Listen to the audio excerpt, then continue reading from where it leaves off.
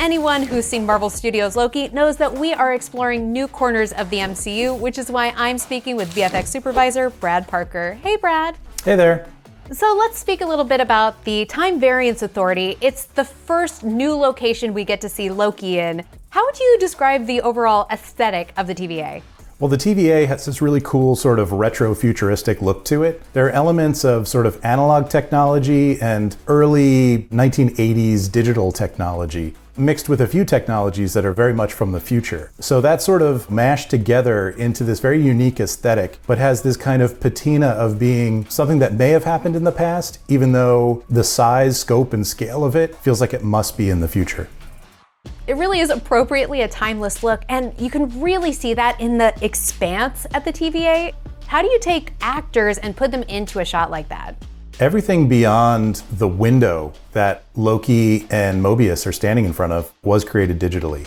On set, we had a hallway and a window frame, and our actors were able to look out into a blue screen, but everything beyond that was created entirely in the computer. So then, once you have all of those elements, how do you build out the Expanse with your team? So building something like the Expanse takes a lot of artists building a lot of individual elements. That can run anywhere from the basic architecture, meaning the sort of columns and posts and walls that comprise the structures inside the Expanse, but also atmospheric effects like clouds and fog and little vehicles flying around. An insane amount of detail goes into creating something like the Expanse. Another place that we see that immense detail is at the archives at the TVA. What kind of work goes into filling out that space? Yeah, so the archives are really interesting.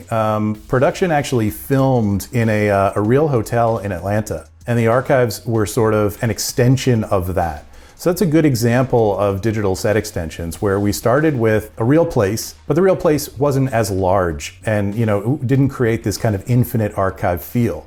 But it did give us a really good guide as to what the architecture would be and what sort of the palette of the space would be. So we were able to kind of riff off of that and build something much larger, much more infinite looking, based on that kind of real world practical photography. And that's something that I would add is that when you're able to mix real places with visual effects, the results are often very, very believable. It's a great way to work. So could you talk us through the layers that pull together that whole shot?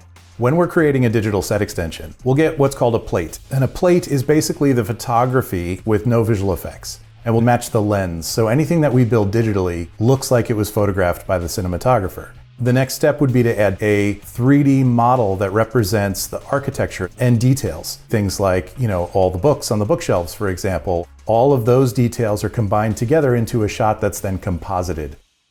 Absolutely incredible. But now let's fast forward to the end of the series where we go on this epic journey to the Citadel. What goes into bringing that kind of sequence to life?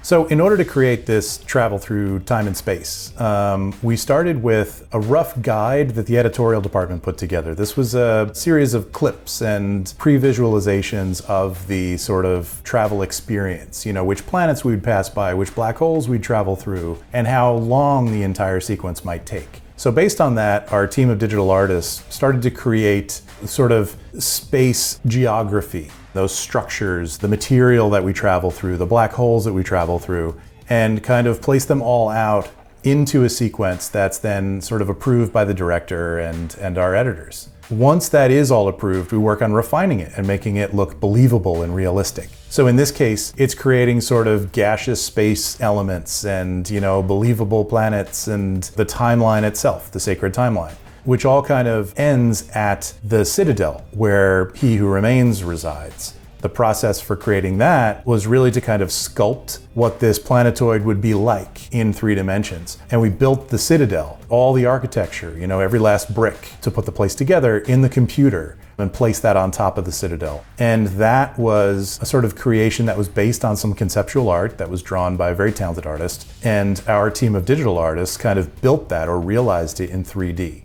Ultimately, it's all rendered and composited together to be one seamless experience.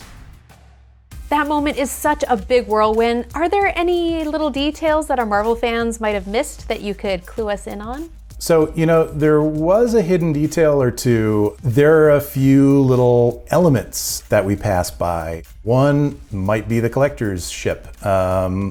can't confirm nor deny that. And there may be one or two that are worth kind of scrubbing through slowly and seeing if you can pick out. Ooh, you know I'm gonna do that. Now, as you look back at the conclusion of this epic series, what are you most proud of? So I'd say the thing that I'm most proud of is kind of working with this team of incredible artists who all had to work from home, because of COVID lockdown. Together, everyone was able to create something that's absolutely stunning and beautiful. Everybody really stepped up and worked as hard as they possibly could. And I'm just really proud of the team and everything they did to make this beautiful series. Oh, that's so lovely. Thank you so much, Brad. And of course, everyone, go watch Marvel Studios' Loki. All episodes are now streaming only on Disney+.